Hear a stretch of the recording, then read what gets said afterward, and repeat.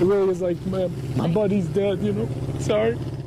A lot of tears only on Fox 4 for the first time. You're hearing more of that emotional conversation between Four in Your Corner Stephanie Tinoco and one of Matthew Marshall's childhood best friends. Matthew Marshall is facing charges, but he has not been convicted for the grisly murder of his father, Rick Marshall, who detectives found dismembered just days after he was reported missing. This was back in February. Stephanie traveled to Minnesota to talk with Matthew's best friend to learn more about the case. She also saw face-to-face how he's coping with the loss and dealing with the investigation so far. You've heard the graphic details from police reports, but we're here in Minnesota to find out who the suspected killer really was. If he did it, he needs to come clean, and, you know, if he didn't do it, he still needs to get some sort of help. Words don't come easy for Chris Lepaco, who says his childhood best friend from the small suburbs of Minnesota is gone, replaced by a stranger. It really is like, man, my buddy's dead, you know? Sorry.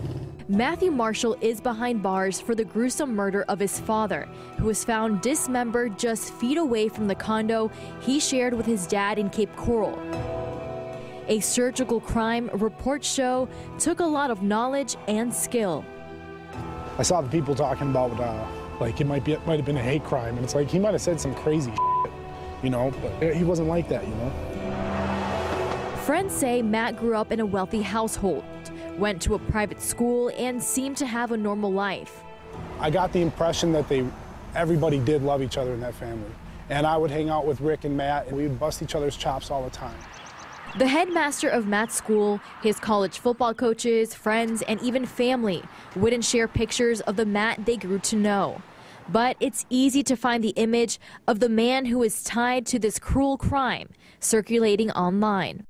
For Chris, it's painful to talk about his friend he says is being portrayed as a monster. He was a really good person.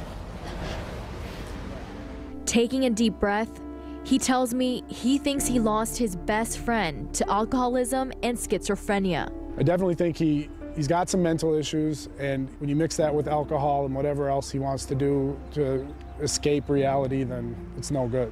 Chris says Matt got sick a few years ago with pancreatitis. Doctors ordered him to stop drinking, so he asked Chris for help. I just said, you know, whatever you need from me, I'm here for you. And I could hear in his voice that he was really going to have a hard time with that. But Matt still struggled with alcohol, and things would soon get worse. Records show this is the last place Matthew Marshall lived in 2007 before he was evicted. Around the same time, that's when friends say they started noticing a change in his personality. Matt started acting weird. He was using coded language that a lot of us didn't understand. The same year, police reports show Matt showed up at a different friend's store, enraged and confrontational. The friend telling officers Matt choked him to the point he couldn't breathe and gouged at his eyes with his fingers. I know another time he showed up at someone's house and just stood there and stared at him and then left. So he's done things to intimidate people in our group.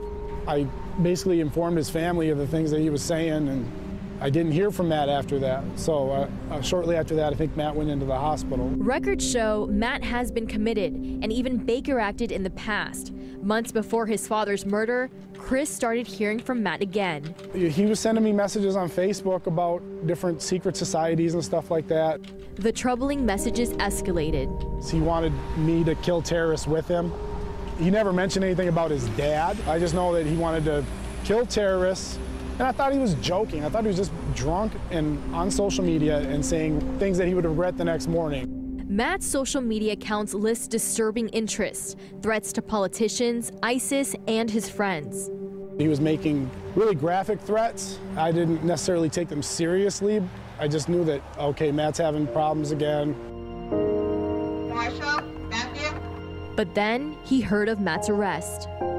Everything came together. It was like an aha moment. My mom just said that someone had been arrested from St. Thomas and their dad had been murdered. And I said, it was Matt, you know? It just, the light bulb went off. Matt faces charges for second-degree murder, abuse of a dead human body, and tampering with physical evidence. It feels like Matt, as I know him, doesn't exist anymore. Like Matt died almost. And I mourn his loss. I wish the Matt I knew was still around. Now, while I was in Minnesota, I also reached out to Matthew Marshall's brother, but couldn't get in contact with him or his mother, who lives in Wisconsin. The family has asked Matthew's friends not to speak with the media until after this all plays out in court, and he's expected back in court on Tuesday for another hearing. And we hear that from families a lot of times. They don't want to speak. They don't want to do anything to jeopardize the case. But in this case, his childhood best friend was willing to talk to you, and he felt it was important. Why was that? Honestly, Patrick, he was just, he says this mental illness, he believes he had one, and he believes that's what killed his best friend internally and also would lead to the death of his father. At one point, witnesses even told detectives that they would plead with Rick, his father, to put him into a mental institution, and Rick was just like, no, I love my son too much to do that.